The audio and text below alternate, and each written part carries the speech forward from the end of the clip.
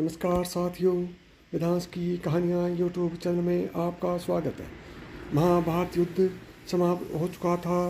युद्ध भूमि में यत्र तत्र योद्धाओं के फटे वस्त्र, मुकुट, टूटे शस्त्र, टूटे रथों के चक्के, छज्जे आदि बिखरे हुए थे और वायुमंडल में पसरी हुई थी घोर उदासी। गिद्ध, कुत्ते, सियारों की उदास और डरावनी आवाज़ों के बीच उस निर्जन हो चुकी उस युद्ध भूमि में द्वापर का सबसे महान योद्धा देवव्रत यानी कि भीष्म पितामह सरसैया पर पड़ा सूर्य के उत्तरायण होने की प्रतीक्षा कर रहा था। अकेला। तभी उनके कानों में एक परिचित ध्वनि शहद घोलती हुई पहुंची। प्रणाम पितामह। भीष्म के सुख के अधरों पर एक मरी हुई मुस्कुराहट तैर उठी। बोले, आओ देवकी नंदन, स्वागत है तुम्हारा। मैं बहुत देर से तुम्हारा ही स्मरण कर रहा था। कृष्ण बोले, क्या कहूँ पितामह, अब तो यह भी नहीं पूछ सकता कि कैसे हैं आप। भीष्म चुप रहे।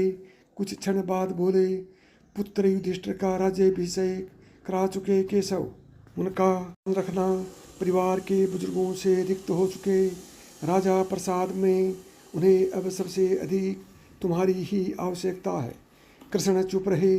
भीष्म ने पुनः कहा, कुछ पूछूं केशव, बड़े अच्छे समय से आए हो।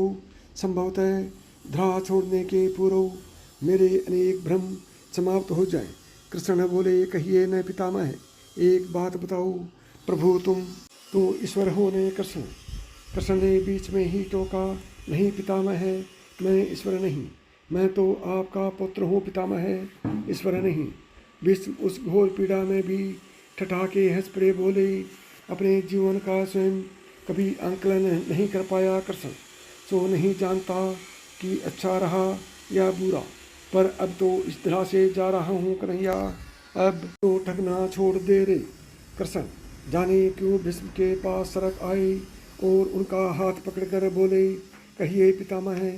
भीष्म बोले, एक बात बताओ कन्हैया, इस युद्ध में जो हुआ वो ठीक था क्या?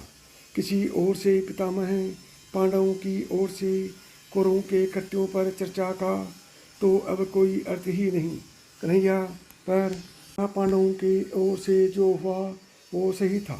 द्रोणाचार्य का वध, दुर्योधन की जंघा के नीचे प्रहार, दुशासन की छाती का चीर जाना, जयद्रथ के साथ हुआ छल, निहत्थे कर्ण का वध, सब ठीक था क्या? यह सब उचित था क्या? इसका उत्तर मैं कैसे दे सकता हूँ पितामह? इसका उत्तर तो उन्हें देना चाहिए जिन्होंने यह किया। उत्तर दें दुर्योधन का वध करने वाले भीम, उत्तर दें कर्ण और जयद्रथ का वध करने वाले अर्जुन।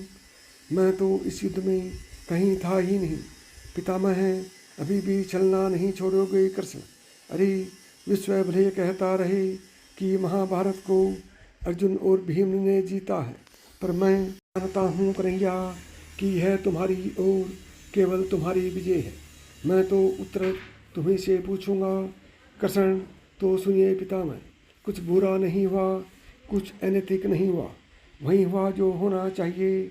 यह तुम कह रहे हो केशव, मर्यादा पुरुषोत्तम राम का अवतार कृष्ण कह रहा है।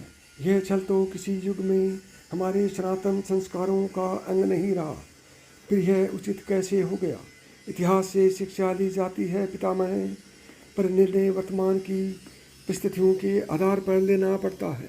हर युग अपने तर्कों और अपनी आवश्यकताओं के आधार पर अपना नायक चुनता है। राम त्रेता युग के नायक थे, मेरे भाग में द्वापर आया था। हम दोनों का निर्णय एक सा नहीं हो सकता पितामह। नहीं समझ पाया कृष्ण, तनिक समझाओ। तो राम और कृष्ण की परिस्थितियों में बहुत अंतर है पितामह। राम के युग में खलनायक भी रावण जैसा शिव भक्त होता था।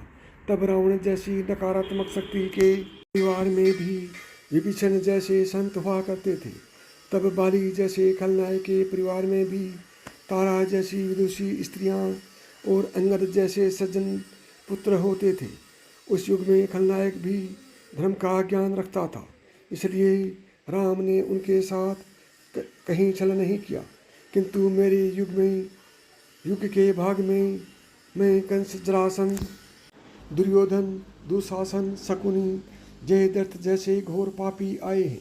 उनकी समाप्ति के लिए हर छल उचित है। पितामह है, पाप का अंत आवश्यक है। पितामह, वह चाहे जिस विधि से हो तो क्या तुम्हारे इस निर्णयों से गलत परंपराएं नहीं प्रारंभ होंगी केशव? क्या भविष्य तुम्हारे इन छलों का अनुसरण नहीं करेगा? और यदि करेगा तो क्या यह उचित होगा? भविष्य तो इससे भी अधिक नकारात्मक आ रहा है पितामह। कलयुग में तो इतने से भी काम नहीं चलेगा।